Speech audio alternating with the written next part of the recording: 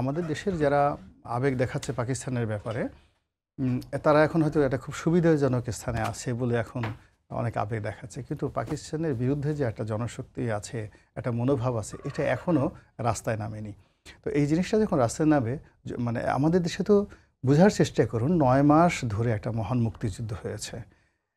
আপনি এশিয়ার কোন দেশে বলেন তো যে 9 মাস এভাবে একটা পরাশক্তির সাথে যুদ্ধ করে স্বাধীনতা লাভ করেছে? নট ইভেন অন্য কোনো দেশ দেখাতে পারবে না, নাম্বার 1। এবং এই একটা মানে মুক্তিযুদ্ধকে ফর্মুলেট করার জন্য 1947 থেকে 71 পর্যন্ত সমস্ত সাহিত্যিক, সাংবাদিক, কবি, লেখক, রাজনীতিবিদ সকল মানুষ সম্মিলিতভাবে তাদের মেধা, মন, শরীরকে প্রস্তুত করেছে। এই প্রস্তুতি নিয়ে 1971 সালের 26শে মার্চ বাঙালি যে যুদ্ধটা করেছে, সেই যুদ্ধ নিয়ে যখন বলা হচ্ছে 30 লাখ নয় 2000, মাথা ঠিক থাকে না। কারণ কি? বাংলাদেশ থেকে 2 কোটি লোক ভারতে গেছে। আচ্ছা বলেন তো, এই 2 কোটি লোক যারা ভারতে গিয়ে 9 মাস গেল, যাতায়াতের সময় কয়জন লোক মারা গেছে?